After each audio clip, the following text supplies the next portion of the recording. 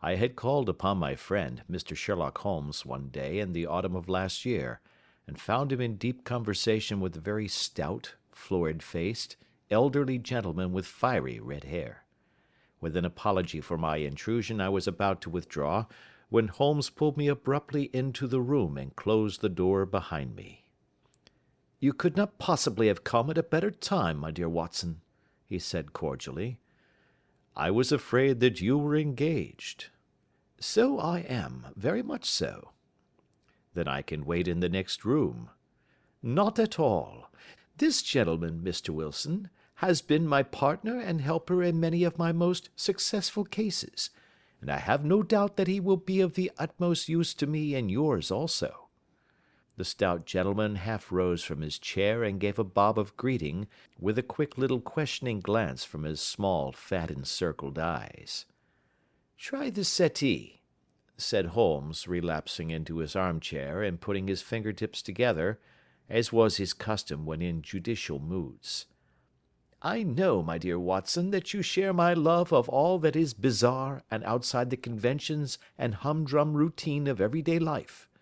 You have shown your relish for it by the enthusiasm which has prompted you to chronicle, and, if you will excuse my saying so, somewhat to embellish so many of my own little adventures." "Your cases have indeed been of the greatest interest to me," I observed.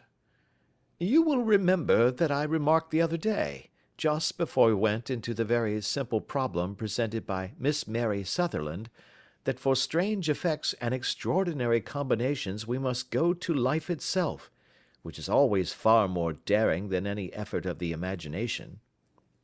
"A proposition which I took the liberty of doubting."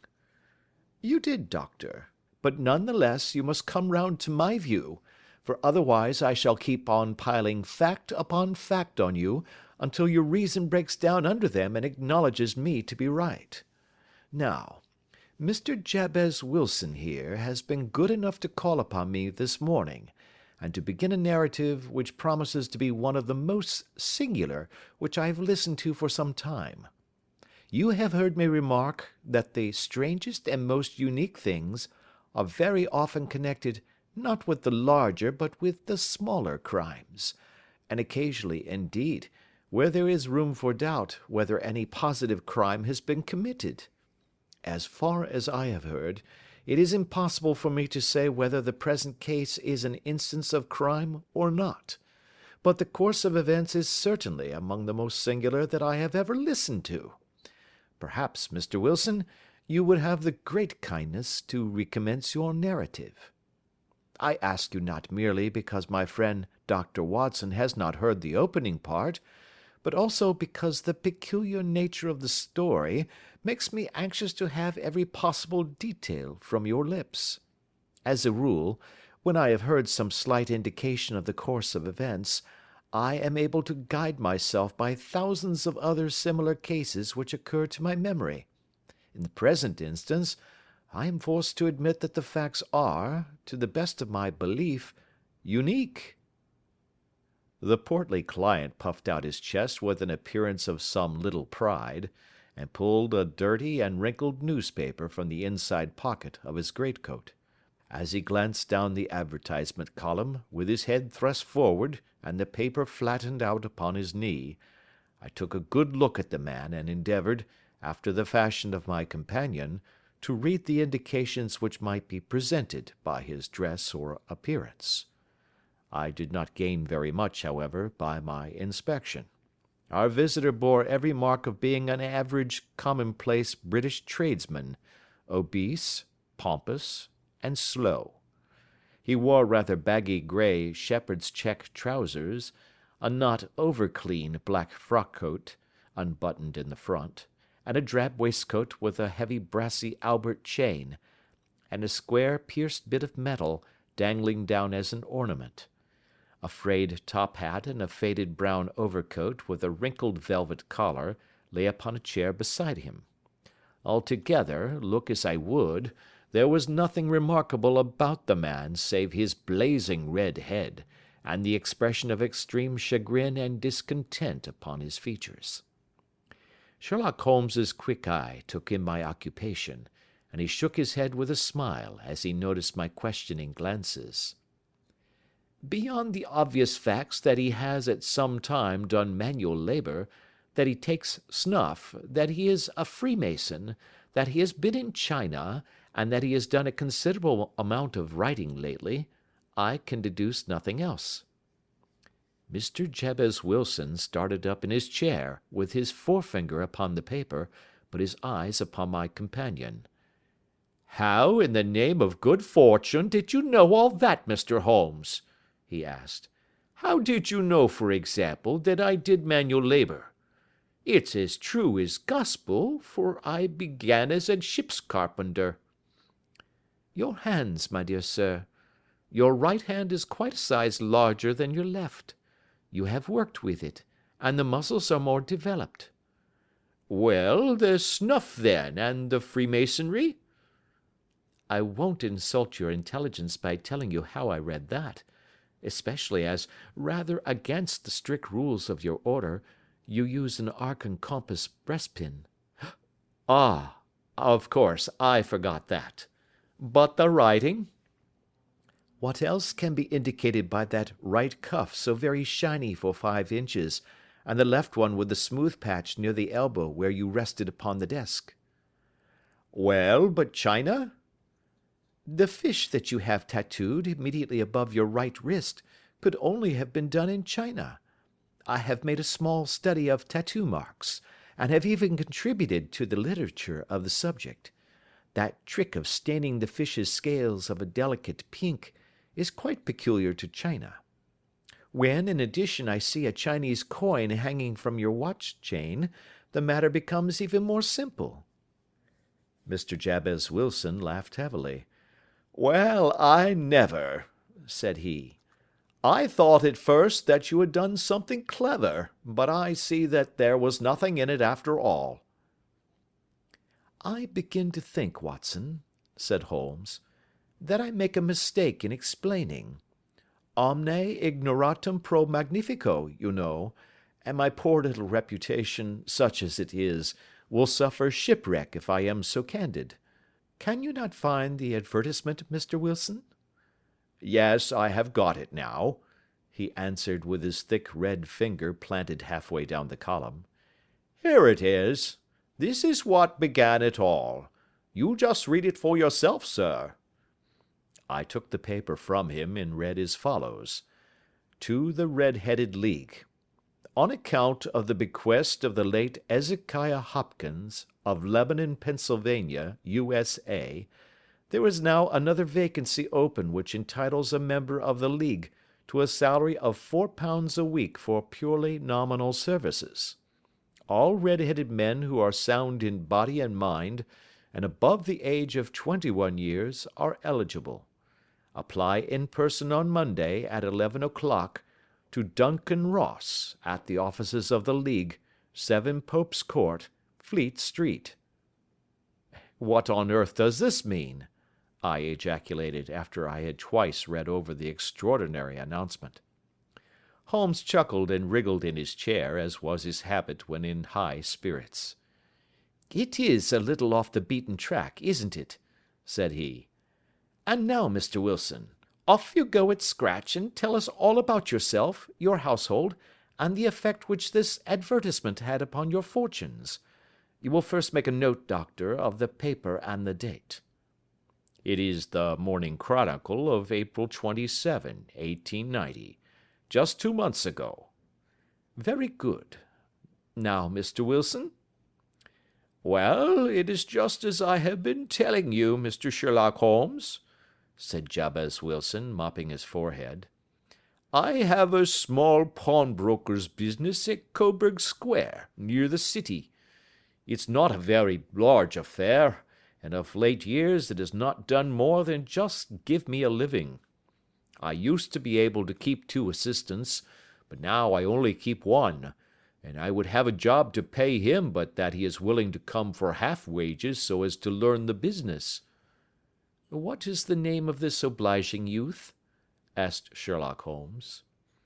"His name is Vincent Spaulding, and he's not such a youth either. It's hard to say his age. I should not wish a smarter assistant, Mr. Holmes, and I know very well that he could better himself and earn twice what I am able to give him. But, after all, if he is satisfied, why should I put ideas in his head?" "Why, indeed? You seem most fortunate in having an employee who comes under the full market price. It is not a common experience among employers in this age. I don't know that your assistant is not as remarkable as your advertisement."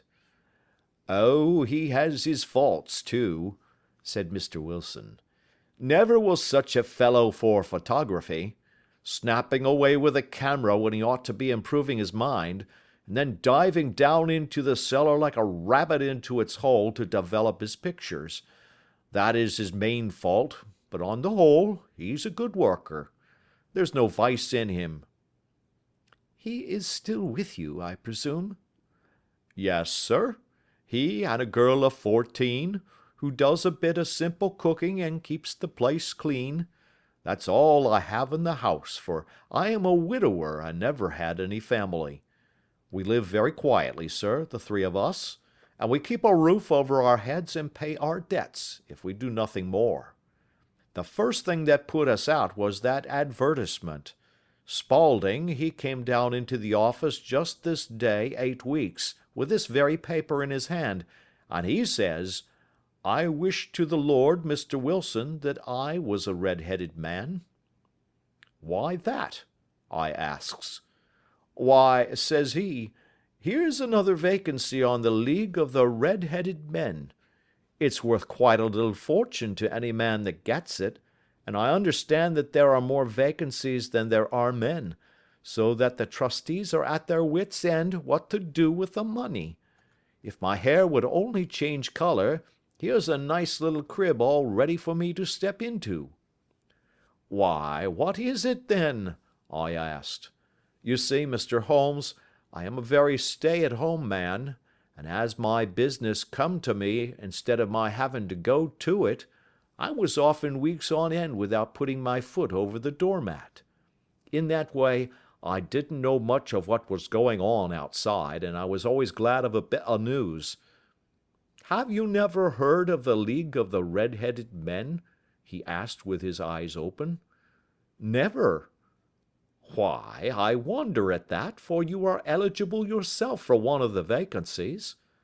'And what are they worth?' I asked. 'Oh, merely a couple of hundred a year, but the work is slight, and it need not interfere very much with one's other occupations.'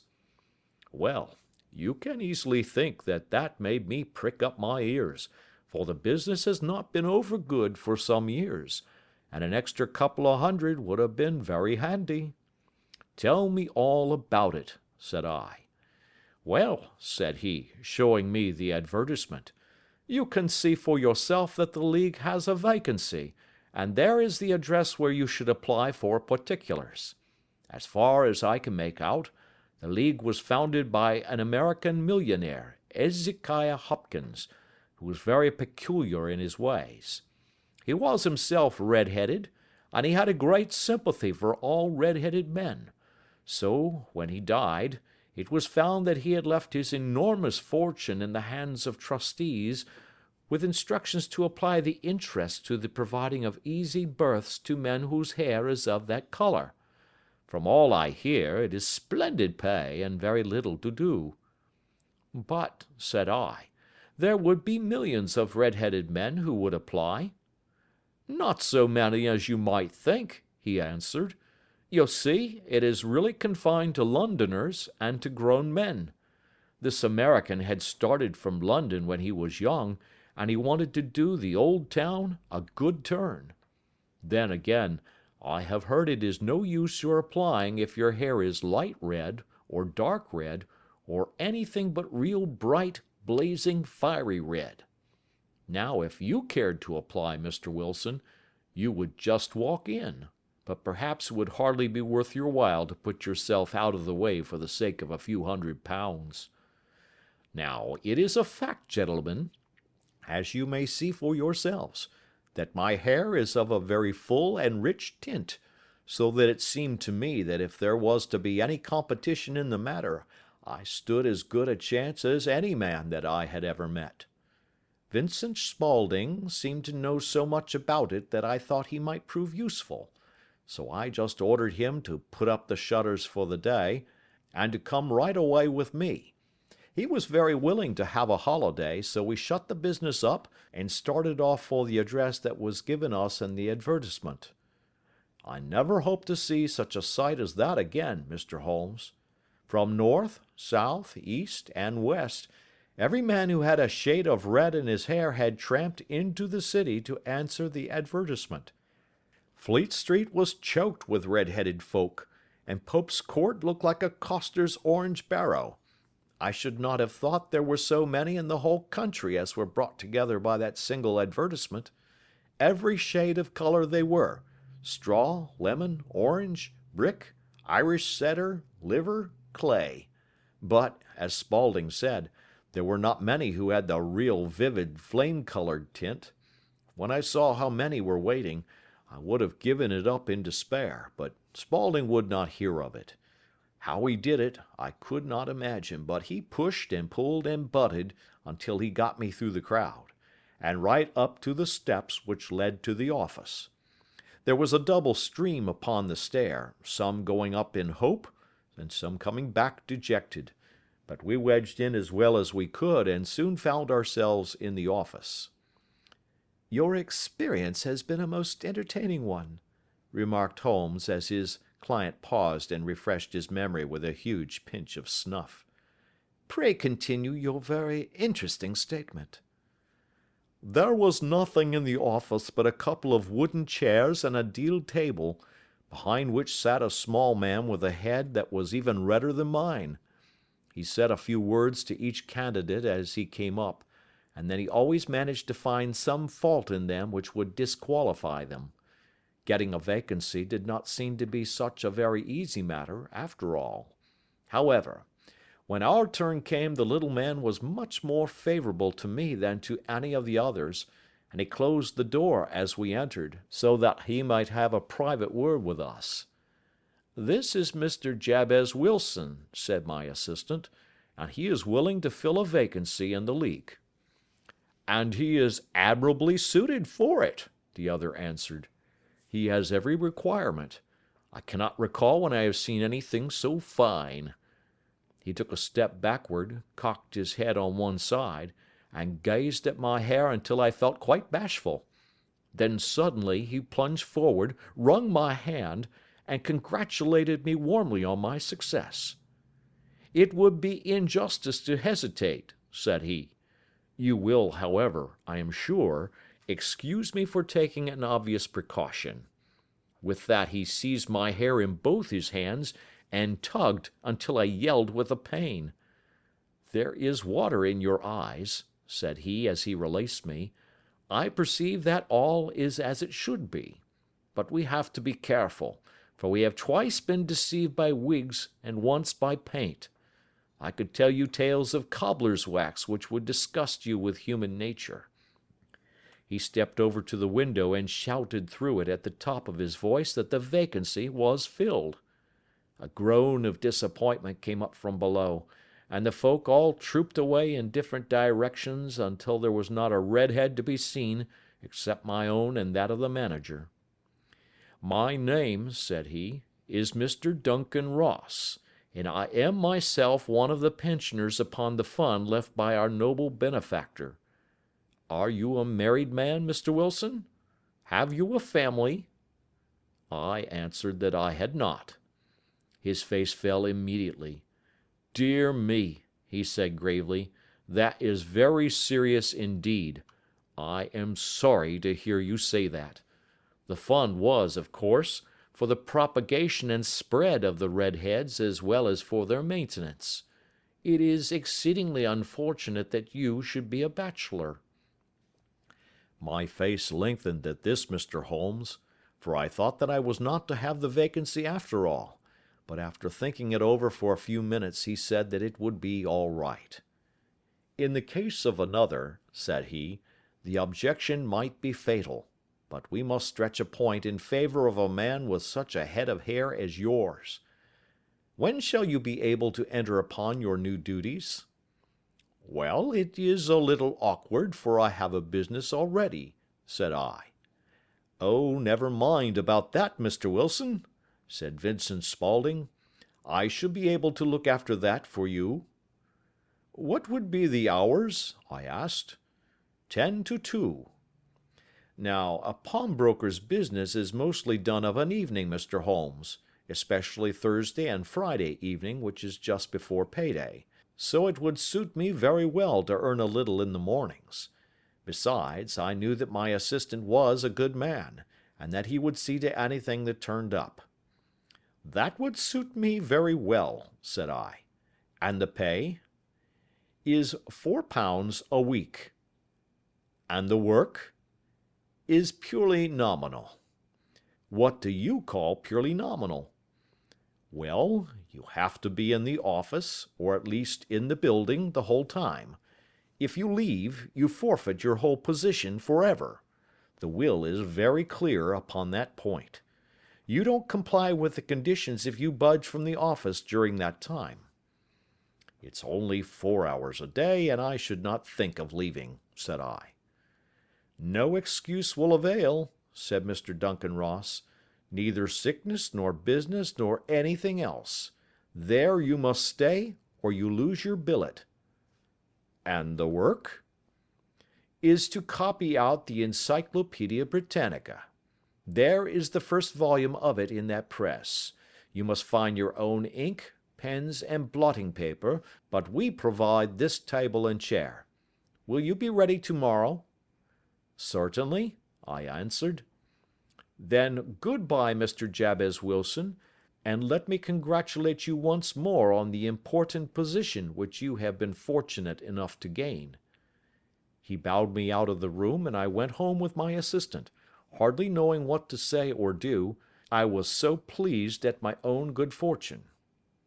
Well, I thought over the matter all day, and by evening I was in low spirits again, for I had quite persuaded myself that the whole affair must be some great hoax or fraud, though what its object might be I could not imagine. It seemed altogether past belief that anyone could make such a will, or that they would pay such a sum for doing anything so simple as copying out the Encyclopedia Britannica. Vincent Spaulding did what he could to cheer me up, but by bedtime I had reasoned myself out of the whole thing. However, in the morning I determined to have a look at it anyhow, so I bought a penny bottle of ink, and with a quill pen and 7 sheets of foolscap paper, I started off for Pope's Court. Well, to my surprise and delight, everything was as right as possible. The table was set out ready for me, and Mr. Duncan Ross was there to see that I got fairly to work. He started me off upon the letter A, and then he left me, but would drop in from time to see that all was right with me. At 2 o'clock he bade me good day, complimented me upon the amount that I had written, and locked the door of the office after me. This went on for day after day, Mr. Holmes, and on Saturday the manager came in and planked down 4 golden sovereigns for my week's work. It was the same next week, and the same the week after. Every morning I was there at 10, and every afternoon I left at 2. By degrees Mr. Duncan Ross took to coming in only once of a morning, and then, after a time, he did not come in at all. Still, of course, I never dared to leave the room for an instant, for I was not sure when he might come, and the billet was such a good one and suited me so well that I would not risk the loss of it. 8 weeks passed away like this, and I had written about abbots, and archery, and armor, and architecture in Attica, and hoped with diligence that I might get on to the bees before very long. It cost me something in foolscap, and I had pretty nearly filled a shelf with my writings, and then suddenly the whole business came to an end.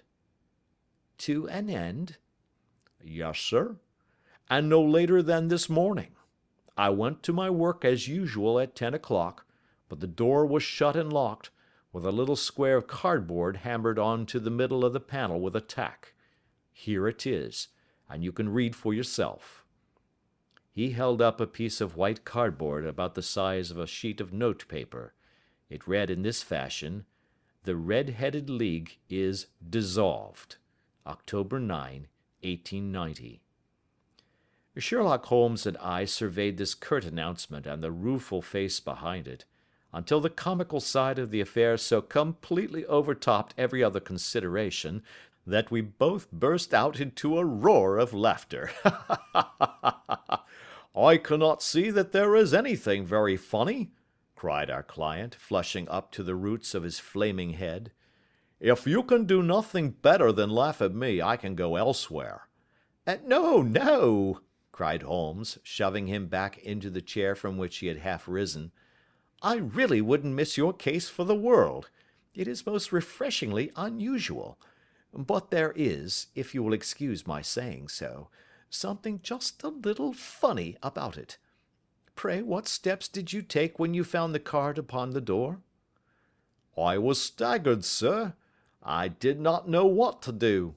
Then I called at the offices round, but none of them seemed to know anything about it.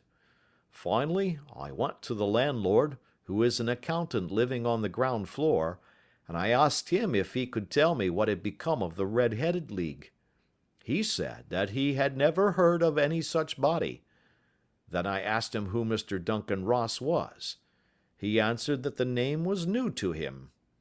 'Well,' said I, 'the gentleman at number 4. "'What, the red-headed man?' "'Yes.' "'Oh,' said he, 'his name was William Morris. He was a solicitor, and was using my room as a temporary convenience until his new premises were ready. He moved out yesterday.' "'Where could I find him?' "'Oh, at his new offices? He did tell me the address. Yes, 17 King Edward Street, near St. Paul's.' I started off, Mr. Holmes, but when I got to that address it was a manufactory of artificial knee-caps, and no one in it had ever heard of either Mr. William Morris or Mr. Duncan Ross." "And what did you do then?" asked Holmes.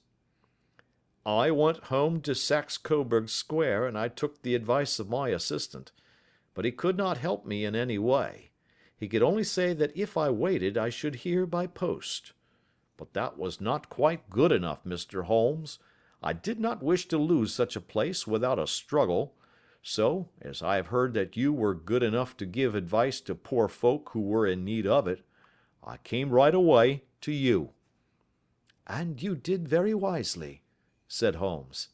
"Your case is an exceedingly remarkable one, and I shall be happy to look into it. From what you have told me, I think it is possible that graver issues hang from it than might at first sight appear." "Grave enough," said Mr. Jabez Wilson.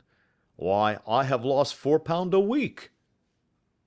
"As far as you are personally concerned," remarked Holmes, "I do not see that you have any grievance against this extraordinary league.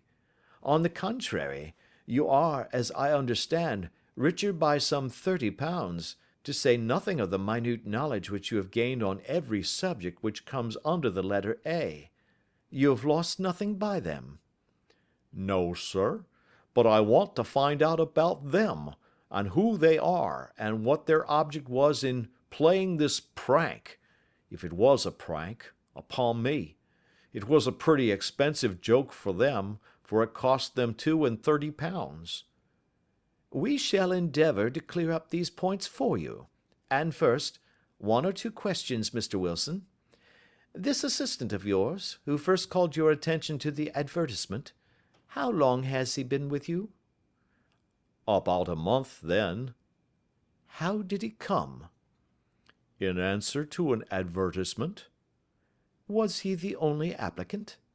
"No, I had a dozen." "Why did you pick him?" "Because he was handy and would come cheap."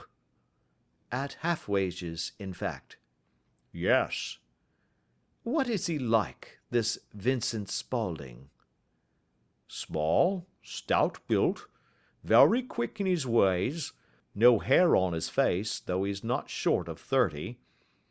Has a white splash of acid upon his forehead." Holmes sat up in his chair in considerable excitement. "I thought as much," said he. "Have you ever observed that his ears are pierced for earrings?" "Yes, sir. He told me that a gipsy had done it for him when he was a lad." "Hmm," said Holmes, sinking back in deep thought. "He is still with you?" "Oh, yes, sir. I have only just left him." "And has your business been attended to in your absence?" "Nothing to complain of, sir. There's never very much to do of a morning." "That will do, Mr. Wilson. I shall be happy to give you an opinion upon the subject in the course of a day or two. Today is Saturday, and I hope that by Monday we may come to a conclusion." "Well, Watson," said Holmes, when our visitor had left us, "what do you make of it all?" "I make nothing of it," I answered frankly. "It is a most mysterious business." "As a rule," said Holmes, "the more bizarre a thing is, the less mysterious it proves to be. It is your commonplace, featureless crimes which are really puzzling, just as a commonplace face is the most difficult to identify. But I must be prompt over this matter." "What are you going to do, then?" I asked. "To smoke," he answered. "It is quite a three-pipe problem, and I beg that you won't speak to me for 50 minutes." He curled himself up in his chair, with his thin knees drawn up to his hawk-like nose, and there he sat with his eyes closed and his black clay pipe thrusting out like the bill of some strange bird. I had come to the conclusion that he had dropped asleep, and indeed was nodding myself, when he suddenly sprang out of his chair with the gesture of a man who has made up his mind, and put his pipe down upon the mantelpiece. "Sarasate plays at St. James's Hall this afternoon," he remarked. "What do you think, Watson? Could your patient spare you for a few hours?" "I have nothing to do today. My practice is never very absorbing." "Then put on your hat and come. I am going through the city first, and we can have some lunch on the way. I observe that there is a good deal of German music on the programme, which is rather more to my taste than Italian or French. It is introspective, and I want to introspect. Come along." We travelled by the Underground as far as Aldersgate, and a short walk took us to Saxe Coburg Square, the scene of the singular story which we had listened to in the morning. It was a poky, little, shabby, genteel place, where 4 lines of dingy, 2-storied brick houses looked out into a small railed-in enclosure, where a lawn of weedy grass and a few clumps of faded laurel bushes made a hard fight against a smoke-laden and uncongenial atmosphere. 3 gilt balls and a brown board with Jabez Wilson in white letters upon a corner house announced the place where our red-headed client carried on his business. Sherlock Holmes stopped in front of it with his head on one side and looked it all over, with his eyes shining brightly between puckered lids. Then he walked slowly up the street, and then down again to the corner, still looking keenly at the houses. Finally he returned to the pawnbroker's, and, having thumped vigorously upon the pavement with his stick 2 or 3 times, he went up to the door and knocked. It was instantly opened by a bright-looking, clean-shaven young fellow, who asked him to step in. "Thank you," said Holmes. "I only wished to ask you how you would go from here to the Strand." "Third right, fourth left," answered the assistant promptly, closing the door. "Smart fellow, that," observed Holmes as we walked away. "He is, in my judgment, the 4th smartest man in London, and for daring I am not sure that he has not a claim to be 3rd. I have known something of him before." "Evidently," said I, "Mr. Wilson's assistant counts for a good deal in this mystery of the Red-Headed League. I am sure that you inquired your way merely in order that you might see him." "Not him." "What then?" "The knees of his trousers." "And what did you see?" "What I expected to see." Why did you beat the pavement?" "My dear doctor, this is a time for observation, not for talk. We are spies in an enemy's country. We know something of Saxe Coburg Square. Let us now explore the parts which lie behind it." The road in which we found ourselves, as we turned round the corner from the retired Saxe Coburg Square, presented as great a contrast to it as the front of a picture does to the back. It was one of the main arteries which conveyed the traffic of the city to the north and west. The roadway was blocked with the immense stream of commerce flowing in a double tide inward and outward, while the footpaths were black with the hurrying swarm of pedestrians. It was difficult to realize, as we looked at the line of fine shops and stately business premises, that they really abutted on the other side upon the faded and stagnant square which we had just quitted. "Let me see," said Holmes, standing at the corner and glancing along the line. "I should like just to remember the order of the houses here. It is a hobby of mine to have an exact knowledge of London. There is Mortimer's, the tobacconist, the Coburg branch of the City and Suburban Bank, the Vegetarian Restaurant, and McFarlane's Carriage Building Depot. That carries us right on to the other block. And now, Doctor, we've done our work, so it's time we had some play.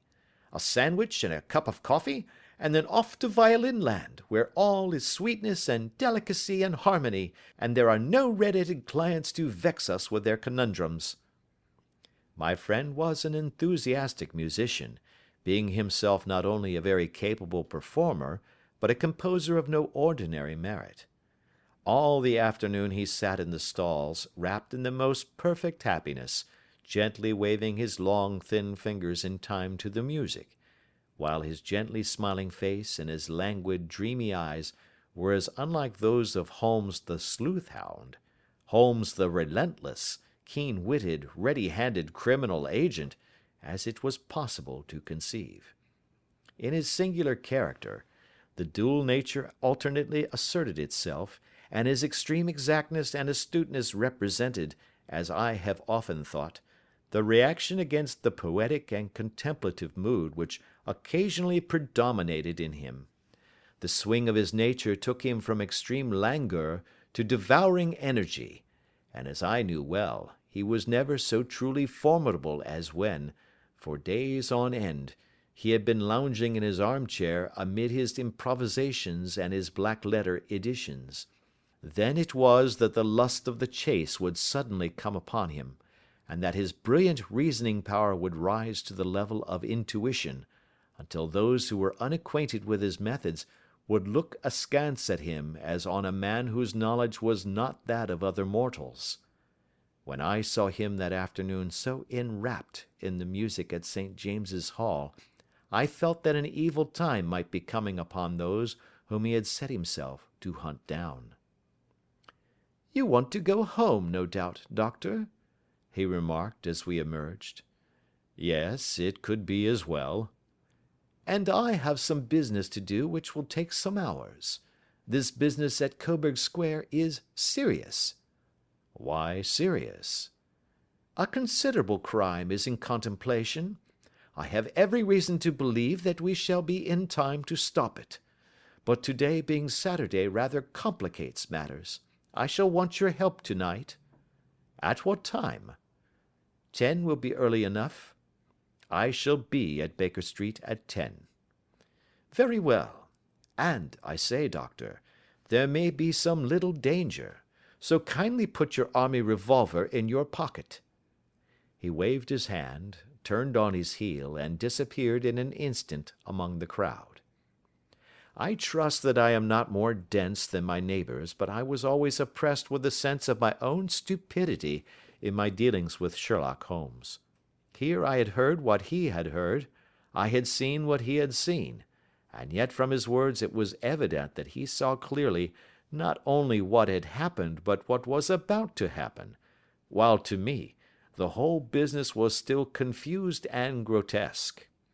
As I drove home to my house in Kensington, I thought over it all, with the extraordinary story of the red-headed copier of the Encyclopedia, down to the visit to Saxe Coburg Square, and the ominous words with which he had parted from me.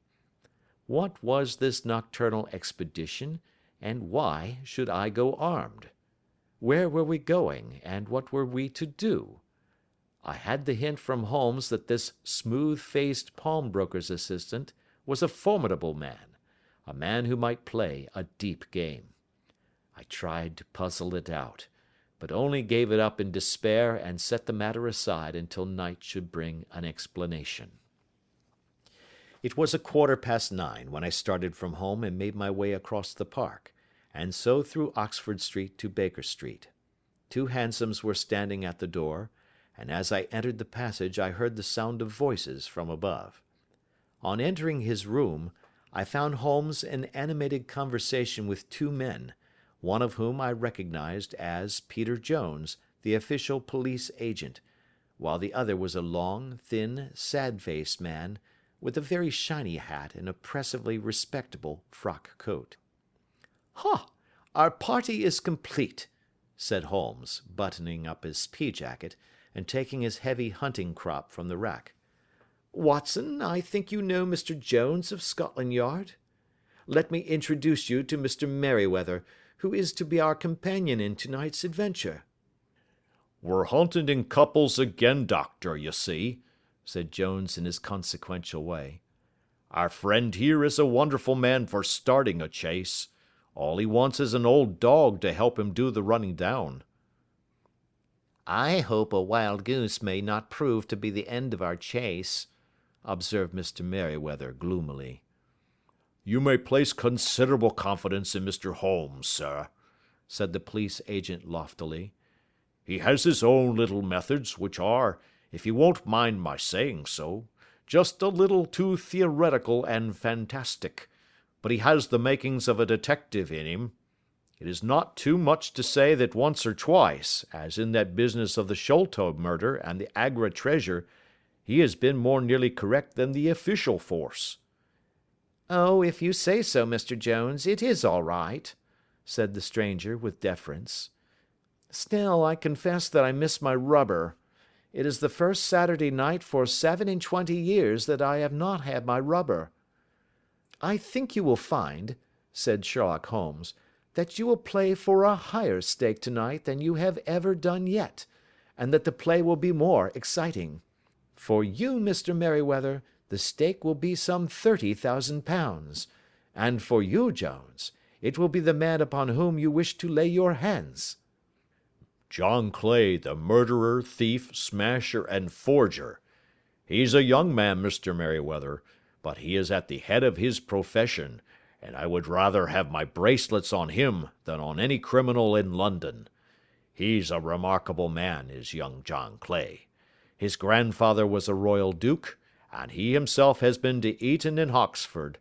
His brain is as cunning as his fingers, and though we meet signs of him at every turn, we never know where to find the man himself. He'll crack a crib in Scotland one week, and be raising money to build an orphanage in Cornwall the next. I've been on his track for years and have never set eyes on him yet." "I hope that I may have the pleasure of introducing you tonight. I've had 1 or 2 little turns also with Mr. John Clay, and I agree with you that he is at the head of his profession. It is past 10, however, and quite time that we started. If you two will take the first hansom, Watson and I will follow in the second." Sherlock Holmes was not very communicative during the long drive and lay back in the cab humming the tunes which he had heard in the afternoon. We rattled through an endless labyrinth of gas-lit streets until we emerged into Farringdon Street. "We are close there now," my friend remarked. "This fellow Merryweather is a bank director, and personally interested in the matter. I thought it as well to have Jones with us also. He is not a bad fellow, though an absolute imbecile in his profession. He has one positive virtue: he is as brave as a bulldog, and as tenacious as a lobster if he gets his claws upon anyone. Here we are, and they are waiting for us." We had reached the same crowded thoroughfare in which we had found ourselves in the morning. Our cabs were dismissed, and following the guidance of Mr. Merryweather, we passed down a narrow passage and through a side door, which he opened for us. Within there was a small corridor, which ended in a very massive iron gate. This also was opened, and led down a flight of winding stone steps, which terminated at another formidable gate. Mr. Merryweather stopped to light a lantern, and then conducted us down a dark, earth-smelling passage, and so, after opening a third door, into a huge vault or cellar, which was piled all round with crates and massive boxes. "You are not very vulnerable from above," Holmes remarked as he held up the lantern and gazed about him. "Nor from below," said Mr. Merryweather, striking his stick upon the flags which lined the floor. "Why, dear me, it sounds quite hollow," he remarked, looking up in surprise. "I must really ask you to be a little more quiet," said Holmes severely. "You have already imperiled the whole success of our expedition. Might I beg that you would have the goodness to sit down upon one of these boxes, and not to interfere?" The solemn Mr. Merryweather perched himself upon a crate, with a very injured expression upon his face, while Holmes fell upon his knees upon the floor, and, with the lantern and a magnifying lens, began to examine minutely the cracks between the stones. A few seconds sufficed to satisfy him, for he sprang to his feet again, and put his glass in his pocket. "We have at least an hour before us," he remarked, "for they can hardly take any steps until the good pawnbroker is safely in bed. Then they will not lose a minute, for the sooner they do their work, the longer time they will have for their escape. We are at present, Doctor, as no doubt you have divined, in the cellar of the City branch of one of the principal London banks. Mr. Merryweather is the chairman of directors, and he will explain to you that there are reasons why the more daring criminals of London should take a considerable interest in this cellar at present." "It is our French gold," whispered the director. "We have had several warnings that an attempt might be made upon it." "Your French gold?" "Yes. We had occasion some months ago to strengthen our resources, and borrowed for that purpose 30,000 napoleons from the Bank of France. It has become known that we have never had occasion to unpack the money, and that it is still lying in our cellar. The crate upon which I sit contains 2,000 napoleons packed between layers of lead foil. Our reserve of bullion is much larger at present than is usually kept in a single branch office, and the directors have had misgivings upon the subject." "Which were very well justified," observed Holmes. "And now it is time that we arranged our little plans. I expect that within an hour matters will come to a head. In the meantime, Mr. Merryweather, we must put the screen over that dark lantern." "And sit in the dark?" "I am afraid so. I had brought a pack of cards in my pocket, and I thought that, as we were a partie carrée, you might have your rubber after all. But I see that the enemy's preparations have gone so far that we cannot risk the presence of a light. And, first of all, we must choose our positions. These are daring men, and though we shall take them at a disadvantage, they may do us some harm unless we are careful. I shall stand behind this crate, and do you conceal yourselves behind those. Then, when I flash a light upon them, close in swiftly. If they fire, Watson, have no compunction about shooting them down." I placed my revolver, cocked, upon the top of the wooden case behind which I crouched. Holmes shot the slide across the front of his lantern and left us in pitch darkness, such an absolute darkness as I have never before experienced. The smell of hot metal remained to assure us that the light was still there, ready to flash out at a moment's notice. To me, with my nerves worked up to a pitch of expectancy, there was something depressing and subduing in the sudden gloom, and in the cold, dank air of the vault. "They have but one retreat," whispered Holmes. "That is back through the house into Saxe Coburg Square. I hope that you have done what I asked you, Jones." "I have an inspector and 2 officers waiting at the front door," Then we have stopped all the holes, and now we must be silent and wait." What a time it seemed! From comparing notes afterwards it was but an hour and a quarter. Yet it appeared to me that the night must have almost gone, and the dawn be breaking above us. My limbs were weary and stiff, for I feared to change my position, yet my nerves were worked up to the highest pitch of tension, and my hearing was so acute that I could not only hear the gentle breathing of my companions, but I could distinguish the deeper, heavier in-breath of the bulky Jones from the thin, sighing note of the bank director. From my position I could look over the case in the direction of the floor. Suddenly, my eyes caught the glint of a light. At first it was but a lurid spark upon the stone pavement. Then it lengthened out until it became a yellow line, and then, without any warning or sound, a gash seemed to open, and a hand appeared, a white, almost womanly hand, which felt about in the center of the little area of light. For a minute or more the hand, with its writhing fingers, protruded out of the floor. Then it was withdrawn as suddenly as it appeared, and all was dark again save the single lurid spark which marked a chink between the stones. Its disappearance, however, was but momentary. With a rending, tearing sound, one of the broad white stones turned over upon its side and left a square, gaping hole, through which streamed the light of a lantern. Over the edge there peeped a clean-cut, boyish face, which looked keenly about it, and then, with a hand on either side of the aperture, drew itself shoulder-high and waist-high, until one knee rested upon the edge. In another instant he stood at the side of the hole and was hauling after him a companion, lithe and small like himself, with a pale face, and a shock of very red hair. "It's all clear," he whispered. "Have you the chisel and the bags? Great Scott! Jump, Archie, jump, and I'll swing for it." Sherlock Holmes had sprung out and seized the intruder by the collar. The other dived down the hole, and I heard the sound of rending cloth as Jones clutched at his skirts. The light flashed upon the barrel of a revolver, but Holmes's hunting crop came down on the man's wrist, and the pistol clinked upon the stone floor.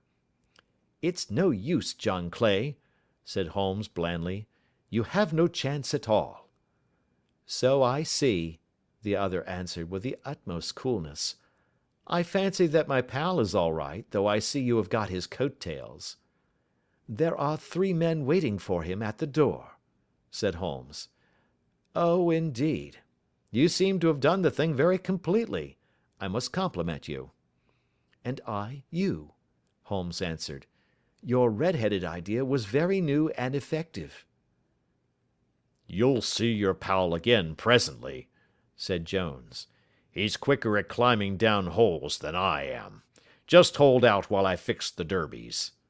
"I beg that you will not touch me with your filthy hands," remarked our prisoner as the handcuffs clattered upon his wrist.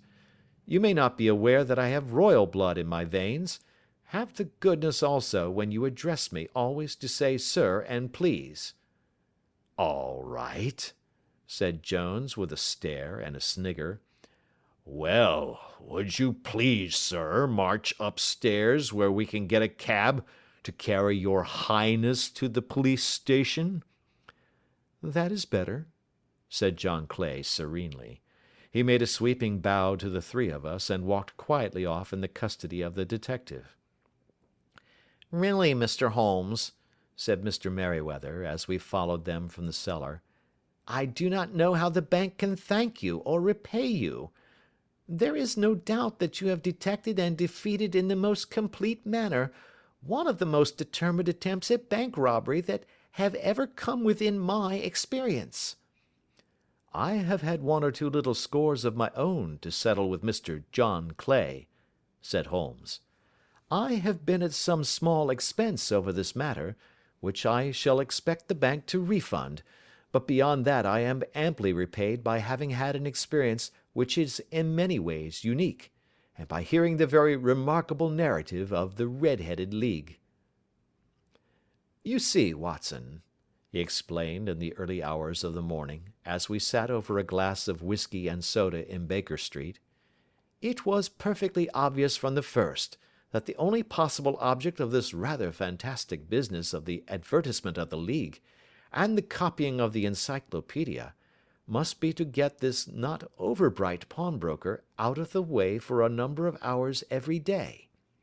It was a curious way of managing it, but really, it would be difficult to suggest a better. The method was no doubt suggested to Clay's ingenious mind by the colour of his accomplice's hair. The £4 a week was a lure which must draw him, and what was it to them, who were playing for thousands? They put in the advertisement, one rogue has the temporary office, the other rogue incites the man to apply for it, and together they managed to secure his absence every morning in the week. From the time that I heard of the assistant having come for half wages, it was obvious to me that he had some strong motive for securing the situation." "But how could you guess what the motive was?" "Had there been women in the house, I should have suspected a mere vulgar intrigue. That, however, was out of the question. The man's business was a small one, and there was nothing in his house which could account for such elaborate preparations, and such an expenditure as they were at. It must then be something out of the house. What could it be? I thought of the assistant's fondness for photography, and his trick of vanishing into the cellar. The cellar! There was the end of this tangled clue. Then I made inquiries as to this mysterious assistant, and found that I had to deal with one of the coolest and most daring criminals in London. He was doing something in the cellar, something which took many hours a day for months on end. What could it be, once more? I could think of nothing save that he was running a tunnel to some other building. So far I had got when we went to visit the scene of action. I surprised you by beating upon the pavement with my stick. I was ascertaining whether the cellar stretched out in front or behind. It was not in front. Then I rang the bell, and as I hoped, the assistant answered it. We have had some skirmishes, but we had never set eyes upon each other before. I hardly looked at his face. His knees were what I wished to see. You must yourself have remarked how worn, wrinkled, and stained they were. They spoke of those hours of burrowing. The only remaining point was what they were burrowing for. I walked round the corner, saw the City and Suburban Bank abutted on our friend's premises, and felt that I had solved my problem. When you drove home after the concert, I called upon Scotland Yard and upon the chairman of the bank directors, with the result that you have seen." "And how could you tell that they would make their attempt to-night?" I asked. "Well, when they closed their League offices, that was a sign that they cared no longer about Mr. Jabez Wilson's presence. In other words, that they had completed their tunnel. But it was essential that they should use it soon, as it might be discovered, or the bullion might be removed. Saturday would suit them better than any other day, as it would give them 2 days for their escape.